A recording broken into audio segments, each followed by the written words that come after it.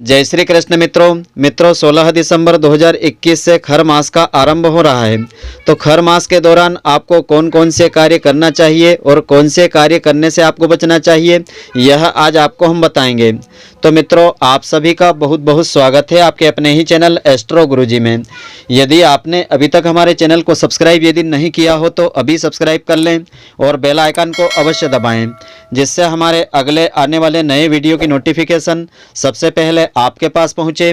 आप नित्य नई नई ज्ञानवर्धक जानकारियां व नित्य का राशिफल हमारे चैनल से प्राप्त करते रहें।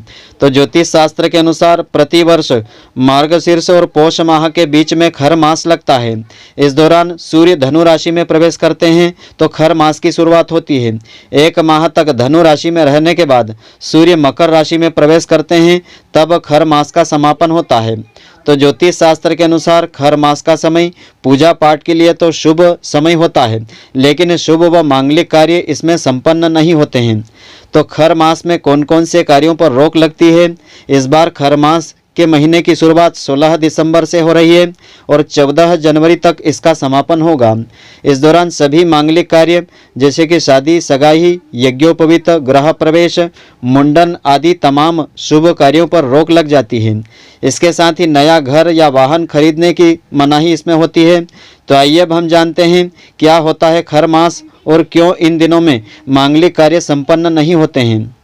तो ज्योतिष शास्त्र के अनुसार सूर्य हर राशि में एक माह तक रहते हैं, इसके बाद राशि परिवर्तित करते हैं। ऐसे ही सूर्य धनु राशि में प्रवेश करता है तो खर मास लगता है। धनु गुरु बृहस्पति की राशि होती है। मान्यता ऐसी है कि सूर्य देव जब भी देवगुरु बृहस्पति की राशि पर भ्रमण करते हैं तो मनुष्य के लिए अच्छा समय नहीं होता है। ऐसे में उनका सूर्य कमजोर हो जाता है और उन्हें मलिन माना जाता है। सूर्य के मलिन होने के कारण इस माह को मल मास भी कहते हैं। इतना ही नहीं, यह भी कहते हैं कि इस दौरान गुरु के स्वभाव में उग्रता आ जाती है। हिंदू धर्म में सूर्य को महत्वपूर्ण कारक माना जाता है। ऐसे में सूर्य की कमजोर स्थिति को शुभ नहीं माना जाता है। बृहस्पति को देवगुरु कहा जाता है और उनके स्वभाव में उग्रता शुभ नहीं होती है। इसलिए खर मास में किसी भी तरह के मांगलिक कार्य पर रोक लगा दी जाती है। हिंदू पंचांग में इस महीने को पौष का महीना कहा जाता है। तो खर मास की पौराणिक कथा इस प्रकार से है। इस कथा के अनुसार ही इस मास का हम महत्व समझ सकते हैं। तो खर मास को लेकर एक पौराणिक कथा प्रचलित है।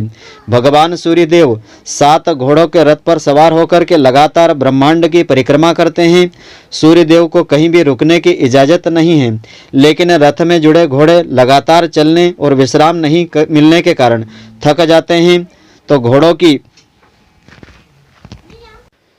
तो रथ में जुड़े घोड़े लगातार चलने और विश्राम न मिलने के कारण थक जाते हैं। घोड़ों की ऐसी हालत देख करके सूर्यदेव का मन भी एक बार द्रवित हो गया और घोड़ों को तालाब के किनारे ले गए। सूर्यदेव को तभी यह आभास हुआ कि अगर रथ रुका तो अनर्थ हो जाएगा, समय रुक जाएगा।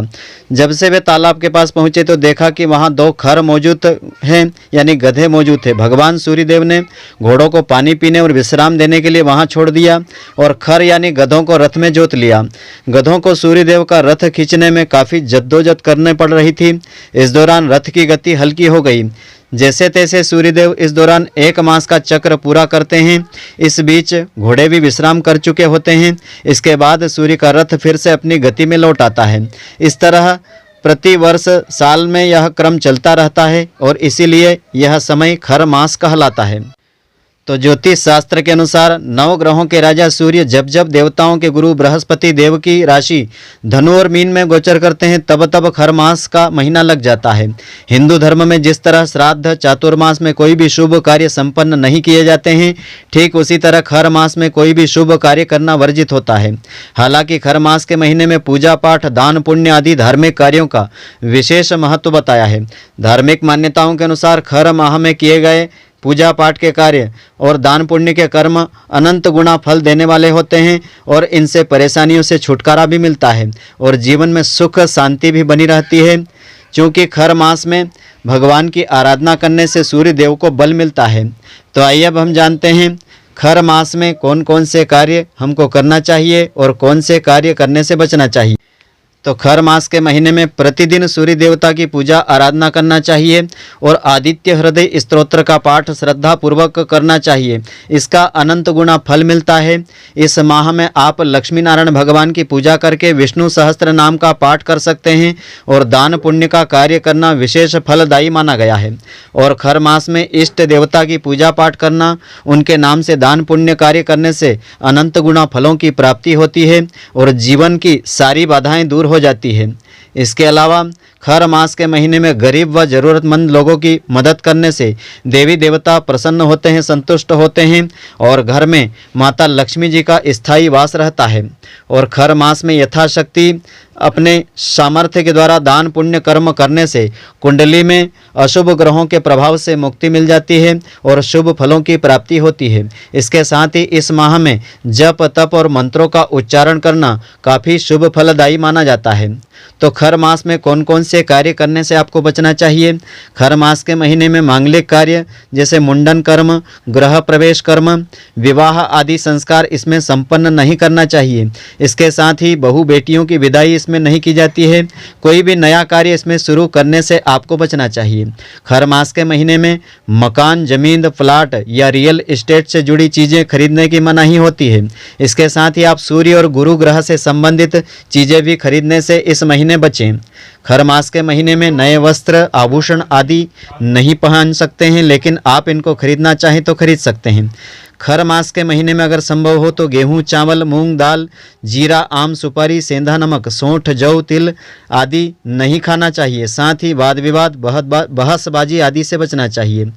तो मित्रों, आशा करता हूं कि आपको हमारी यह ज्ञानवर्धक जानकारी पसंद आई होगी। यदि आपको पसंद आई हो तो आप हमारे वीडियो को लाइक व शेयर अवश्य करें। धन्यवाद। जय श्री कृष्ण मित्रों, फिर मिलेंगे।